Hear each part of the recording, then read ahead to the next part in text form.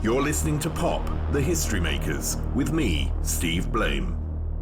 Ulf Ekberg, one of the founding members of Ace of Base, along with Jonas, Jenny and Malin or Linn Berggren, co-wrote most of the tracks on their debut album, Happy Nation, which included the hits All That She Wants and Wheel of Fortune, and subsequently gave the band worldwide success. At the height of their fame, in '93, stories appeared in the Swedish press, revealing Ulf's past as part of a neo-Nazi band, when he was between the ages of 13 and 16. He subsequently expressed his regret as to that involvement, and has said many times that he does not agree with any extremist views. In 1994, The Sign became the best-selling single in America. One morning that year, back in Sweden, Jenny woke up at her parents' home with a stalker holding a knife to her neck, and she and her mother suffered a shocking attack. This is Ulf's story, his regret for his past, the effect on the whole of the band of that knife attack, and, of course, the story of the third best-selling act to come out of Sweden, Ace of Base. Well, hi, Ulf. I mean, this has been I don't know, it's been a lifetime ago that I was in Gothenburg and I was in a bar for MTV, and that is where I met Ace of Base, and you were there, of course. Long time ago. You're looking very smart in a suit. You just said that you've been to see your lawyer, so I guess the suit was for the lawyer, not for me. Oh, well, sometimes I do dress up, not only in t-shirts and other things, but I like to dress up a little bit. Yeah, I've been with my lawyers today, running a little bit back and forth, and it's beautiful spring day in Stockholm. Sun is out, and everybody's very happy to get out of the COVID times and winter times. So let me take you back to Gothenburg. When I do this podcast, I always talk about the very early years of people and what sort of music their parents listened to, and when your musical tastes changed, and what did they go to? How did they diverge from your parents? Yeah, that's a big diversion, because my father was a jazz fan. He only had this very thick, it was not vinyl, well, it was kind of vinyl, but it was different material. You couldn't bend them, these old from the 50s and the 60s. He had a lot of records at home, and he listened to a lot of jazz music. My grandfather on my mother's side, he played a lot of piano, more classical music. So I didn't really have a lot of pop culture from home. But I developed my own pop culture from actually hearing ABBA in the 70s, and then Kraftwerk 1979, when I was a small little kid, 9 years old. So that was very completely different from my parents' music. However, my father was a computer engineer already in the 70s. So he bought me a Commodore 20, and I got very excited to program. And my first program I did was a synthesizer. So that matched very well with Kraftwerk. And when they came out with Computer Welt in German, it was really, for me, it was like being religious. I just saw these computers taking over the world. You can do everything with them, including fantastic music. So it was kind of inspired by my dad, but not through the music, but through his profession. Were they culturally aware? I mean, I know you say your dad was into jazz music. I don't know what, you presumably were brought up by your dad and mum. I don't know. Yeah, okay. Were they culturally aware of what was going on in the music scene in Sweden? No, not at all. My mother, she's a child psychologist, or was, and my father was a mathematics and computer engineer. So they were very isolated in their world. What they could hear of that time modern music, or well, it was not that modern music, but it was synth music and so forth. The pop culture was a lot of noise from my bedrooms way too late in the evenings. So I don't think there was a good start for them to like the pop culture early 80s, because it was just loud music that woke them up in the middle of the night. I mean, you mentioned two bands there. ABBA, of course, I mean, forever connected with Sweden, Eurovision, and actually were, for a long period, not that popular in Sweden, which seems quite weird today, considering how big they are. And the other one, of course, Kraftwerk from Dusseldorf in Germany. Now, that album came out in '78, and you would have been 8 years old. The ABBA won the Eurovision Song Contest when you were 4. When was it that you actually got into Kraftwerk? Because if I look back at an 8-year-old me, you know, I think I was listening to, I don't know, some really dreadful crap at that point. Well, I think it comes down to that we had friends of mine in my class, their big brothers, they started to listen to Kraftwerk. So that's, I think, when I was in their home, I thought they were cool guys, they're big brothers, they were 2 years older. So I kind of, that's how I got into the synth music. They were like, they loved synth music. And of course, when Depeche Mode came out, '81, So I Was Speaking Spell, it was just a wow moment for all of us. It was all inspired by friends, big brothers. So what appealed to you about ABBA? I just love the melodies, and then I didn't really follow the media storm around ABBA, how bad it was, because I didn't read the newspapers that much. But of course, I have realized afterwards, especially when we became successful, when you start studying ABBA's history, that people basically had the ABBA albums hidden behind the stereos, didn't have them among the other vinyls. And basically, there was not one positive word written about ABBA until 1990. And then they had this movie coming out in Australia, which I don't remember the name of now. But then Polar and Polygram decided to do this ABBA Gold album, which became #1 everywhere. And suddenly everybody came out being ABBA fans forever. So that was kind of a refreshing moment, 1990, which actually helped us quite a lot, because then suddenly everybody talked about ABBA again. And there were 4 people, we were 4 people, the 2 guys wrote the songs. There was one brunette, one blonde.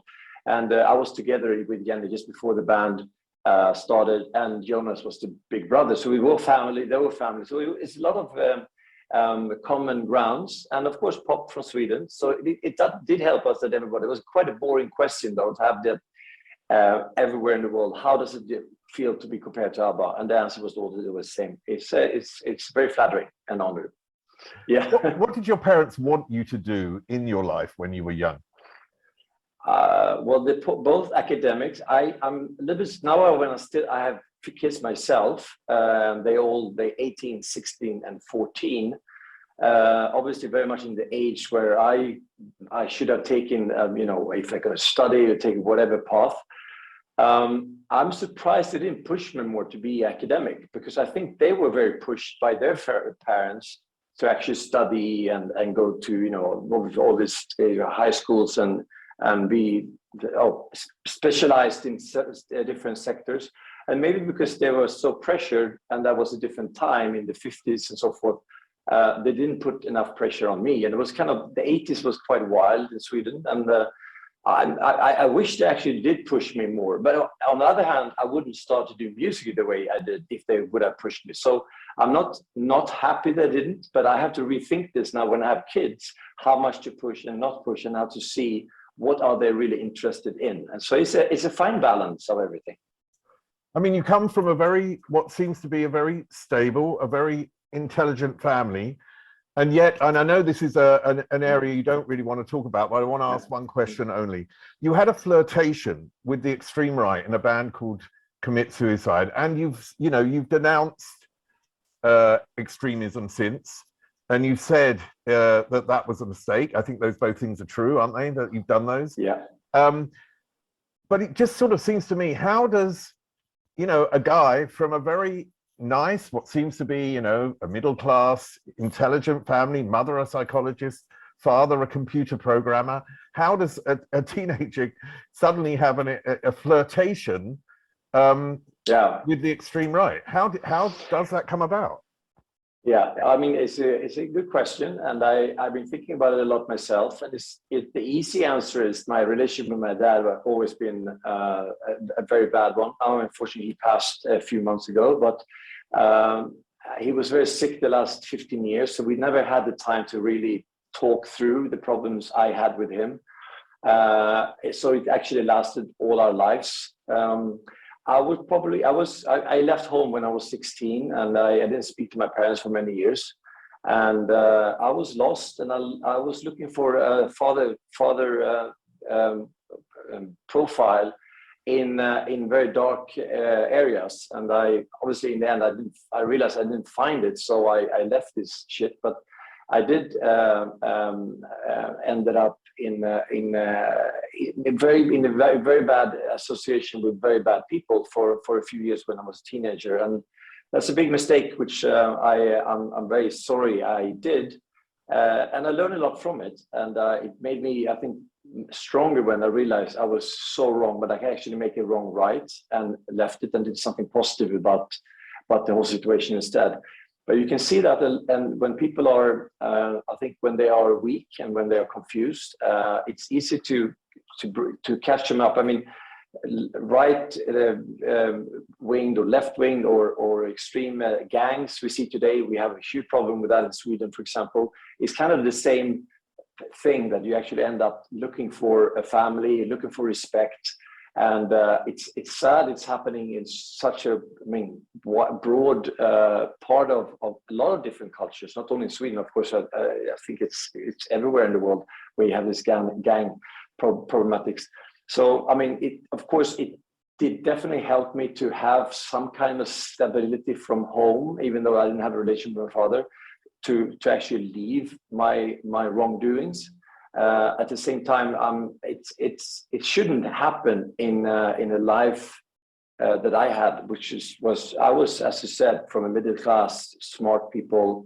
I had everything really served for me to be good. We lived in an okay area, but I still fucked it up. So, but okay. Thank God I realized that in time, and I could leave it. Okay, I'll move on from that.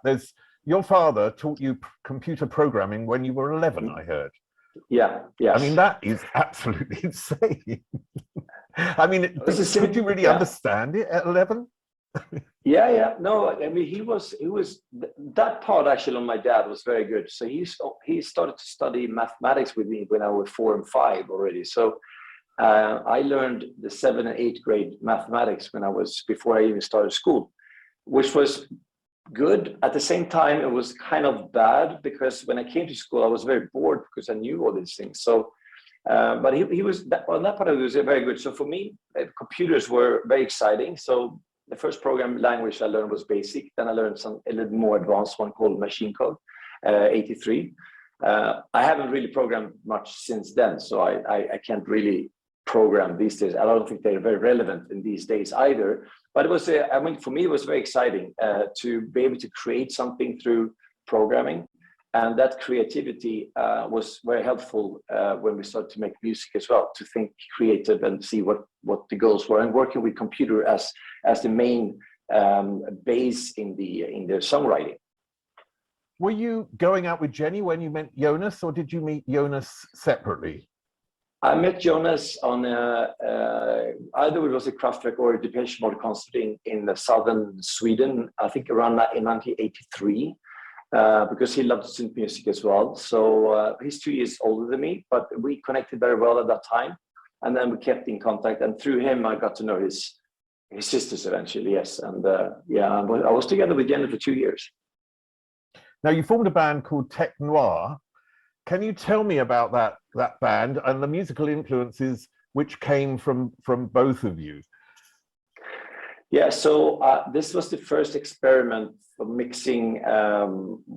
Jonas he loved synth music, but he also loved Italian disco. I wasn't that fond of Italian disco, even though I didn't dislike it either. ABBA was definitely probably the pop phenomena we both liked. But then, I mean, of course, Depeche Mode and Human League and Soft Cell and all these bands, they were really the unifier of our music style. So I brought a little bit the heavier basses, and he brought a little more the melodies. And so Tech Noir was an experiment, doing kind of a house band, electro kind of ish style of the music. And that later on, when we kind of realized what direction we were going, we renamed the band to Ace of Base. But Ace of Base was actually supposed to be Jonas and I producing other bands as a production team. So we had in our rehearsal studio, there was several different other bands. I mean, there was one reggae band a few studios away, and the walls were so thin, and we played very loud music. So they knocking on the door one day and said, "Can't we work with you on one song and see if we can, because they heard all these very heavy basses and drums." And so we started to work with them on a couple of songs, and they thought it was great. And we thought, wow, this is cool to experiment with reggae beats in our music. So that's how we actually started to do kind of reggae influence. I wouldn't say that we do reggae, but people always say it's reggae, but it is a backbeat that is kind of reggae stylish, right? But we always saw ourselves as a house band, and when we performed, we always performed the fast 120, 124 BPM songs. But then suddenly people started to like the slower songs, which was not as fun to perform with, especially not at nightclubs.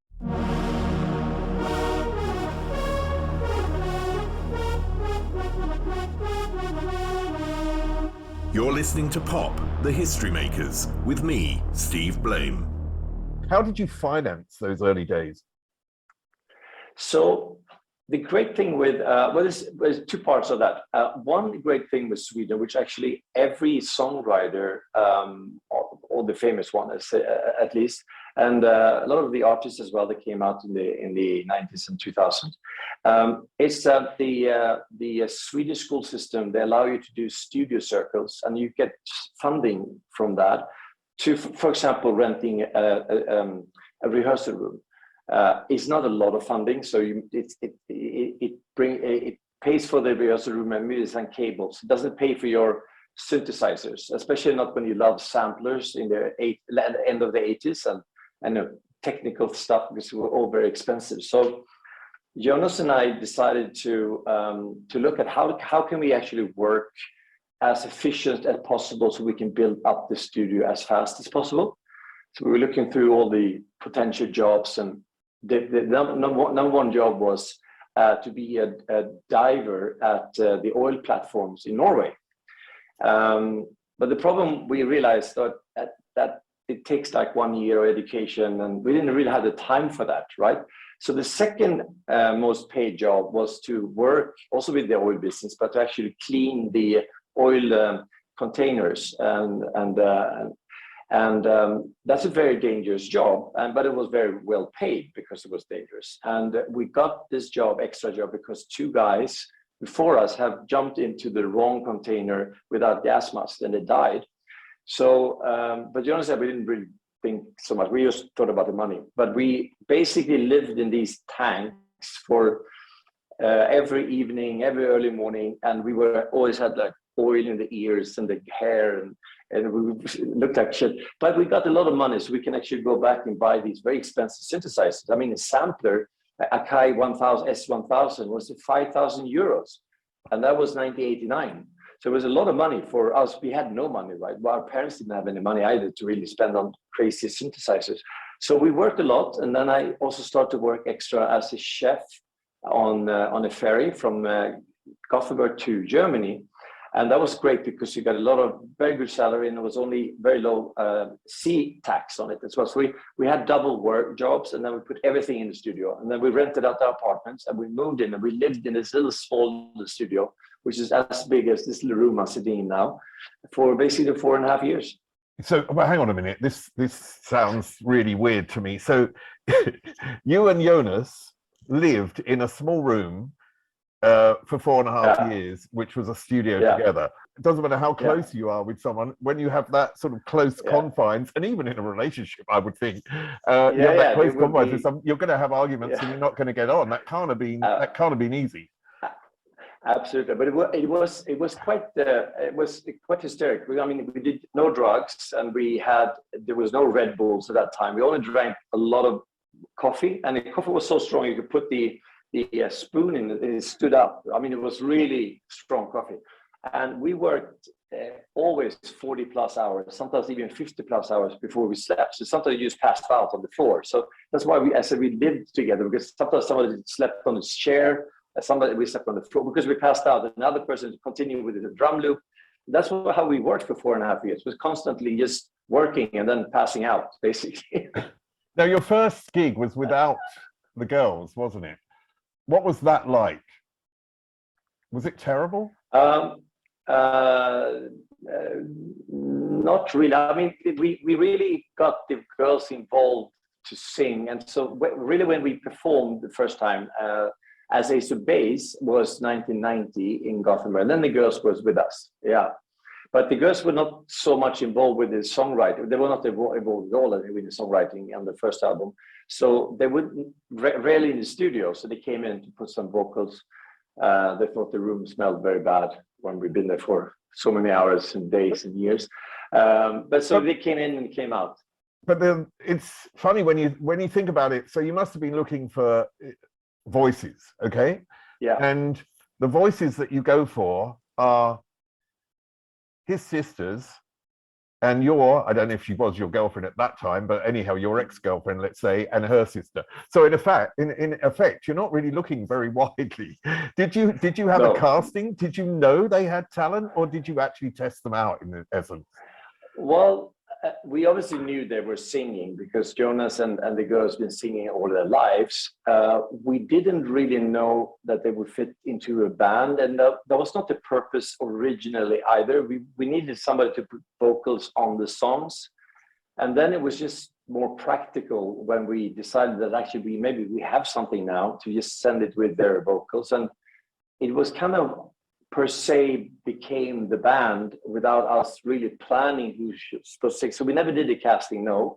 And we never thought outside the box. It was very much in the box. And it just happened naturally, I would say, because they were sisters, we knew them well, and they were very close by. I mean, they were only 20 minutes walk from the studio, so they could come in and put some vocals here and there. So it was a very practical choice. It was not very strategic, to say the least. What did creative expression give you as a human? I think my whole personality is very creative, so I can't live a second without trying to be creative or being creative. It's my soul, and it's my hunger, and it's my heart. It's everything I do, even if it's not music or if it's other business. I'm very involved with a lot of different tech companies, but it's always in the creative nerve in it. And I always dream creativity, creative, wild, crazy ideas, and it's just part of my persona to be creative. The day I'm not creative, I think I'm not alive anymore. I mean, one of the really fascinating things about the band is the long journey to success and the knockdowns on the way. So can you tell me a little bit about when you went out with tracks, what tracks you went out with, and what reaction you got? Yeah, well, obviously we started to try to get a record company excited about our music in Sweden. It was the most natural thing to do. The problem was we lived in Gothenburg, and there was no record companies in Gothenburg. They were all based in Stockholm, and we didn't know anybody in Stockholm. So it was not like we had any contacts or whatever, and we did not really have any money because all the money went into the studio. So we had to hitchhike with the trucks to Stockholm. Sometimes it could take 2 days to get to Stockholm. And this is after we, for a couple of years, have been sending demos with post. And after sending over 100 tapes to different record companies, sometimes twice to the same record company, we got one response once. I think it was EMI. And they basically sent the tape back and asked us to never send another tape. That was the only response we ever got. We tried to call them, nobody picked up the phone, and then we had to go there, knock on the door, otherwise they don't listen to the tape. So we started to go to Stockholm and started not really knock on the doors. We had nowhere to sleep, so we slept on benches in parks and things like that. And then every morning we were the first ones at the office to bam, bam, bam, bam, bam. Have you heard our demo or not? You again, yes, yeah, we won't leave until you listen to our demo. So we went through most of the record companies in Sweden. We forced them to listen to the demos. And that was a quite exciting time because everybody really thought it was crap. And some had the guts to say it, some didn't have the balls to say it, and they felt sorry for us that we did so bad music. Some gave us some directions, what we're supposed to do. We should start with soul music instead, or other examples. And then I think after the third or fourth trip to Stockholm, we started to look outside Sweden because we realized nobody in Sweden likes our music. But at the same time, we started to look at Denmark because Denmark had a label called Coma, and they did licensing for KLF, Rosanna, Shaman, a lot of really cool bands out of the UK. And we really loved that style. So we want to be in contact with Coma, and that was a sub-label of Mega Records, but they were based in Denmark. So we kind of tried to find a way of contact them. Was not very successful, but at the same time, we got because I was DJing a little bit, so I got a vinyl from an organization called Swemix, which worked with all the DJs in Sweden, and they send vinyls every month. But we went basically through all our collections of vinyls, both Jonas and I, and we have thousands of albums and 12-inch and so forth. And we couldn't find one producer. So because we said, okay, if we have a magic wand, who do we want to work with? For some reason, we didn't even think that Quincy Jones fitted, because we did have a Michael Jackson album there too. But we couldn't find somebody who we thought would fit our music, that we knew we were missing something, especially in the beat and so forth, but we didn't really know what. And we listened to all of it, nothing really fit. And then suddenly this white label comes and we play it, and we hear this beat and we say, wow, this is what we've been looking for. Who is this? And it took a while for us to realize there was a singer called Kayo. She didn't write the song, she didn't produce. And who is this producer? And the producer was called Dennis Pop. And so we wanted to meet this guy, and it was completely unknown. So we went to Stockholm for a final trip, and went to the office. And then René Hedemir was the CEO of Swemix. He was there, but Dennis Pop was in the studio. He said, sorry, he's going to be busy for 6 months. He's working with this dentist and working with the dentist. I mean, we are from Gothenburg. You have to listen to the demo. And he actually promised, yeah, I'm going to give this demo to Dennis Pop when he's done in the studio. So then we didn't really hear anything from this. Finally, the Danish, we got contact with the Mega Records, and they called back. And at that time, it was actually one record company in Sweden who decided maybe these guys have something. But their biggest problem was in the early 90s, the record stores were, first of all, it was obviously A, B, C, D, E in order, but it was rock, pop, synth, heavy metal, soul, jazz. And this first record company, Telegram, they had no clue how to label us, because we did like synth music, pop music, reggae, we did house music, electro, we did so many different styles. So we didn't know how to label it and how to market it. So we knew that when we recorded Wheel of Fortune, that he had no clue what to do with us. At the same time, Mega Records calls us from Denmark, who had the label Coma, and said, don't sign anything with anybody. We understand you. We understand all of your songs. And this is Martin Dodd from Mega Records, who later became head of A&R at Somba. And so he's don't sign, and unfortunately we already signed our several albums and so forth. But we had a discussion with the owner of Telegram and what to do with us, right? And he said, actually, no, I don't. He just came back from London, and acid was just a big thing, and sirens. Well, we're not the acid band. You don't know. Is it okay if we buy back the tapes? Because we had recorded a video for like $1,000, and the master tapes were like $2,000 for the single. And he said, okay, no problem. And then, so Mega Records basically bought us for a little bit less than $2,000, the whole contract. And then we were signed to Mega Records. And then they released the first single, and it just went straight up top 10 in Denmark. And then the same in Norway. And it was a big success. And I remember actually MTV, because we had this text TV. And they had all the charts from around Europe and also from Israel. And when we saw Wheel of Fortune #7 on the MTV Text TV chart in Denmark, that was actually one of the biggest moments in my life. I still remember it as yesterday when you saw, wow, we are on the chart outside of Sweden. It's fantastic. It was big. So then we had to follow up with the second single. And then we thought, I mean, we have to work with Dennis Pop now, because then we actually heard this Dentist album, and that was Dr. Alban. And we thought, I mean, this guy really has something. So we called, and then when we called Swimweeks, they connected us to Dennis Pop immediately. Said, you know, he's been looking for you guys for 6 months, 9 months. What? So we got hold of Dennis Pop, and he said, actually, I got the demo tape when I was in the studio going back and forth from home and recording Dr. Alban, and the tape got stuck in my car. My radio was broken. I couldn't get the tape out. I've been listening on this demo tape with 8 songs for 9 months now, and I really love your music. So he said, let's get to Stockholm and start working. And 2 months later, we recorded all the songs. And that's it for part 1. In part 2, Ulf talks about the heights of fame and that attack on Jenny. I'll see you then.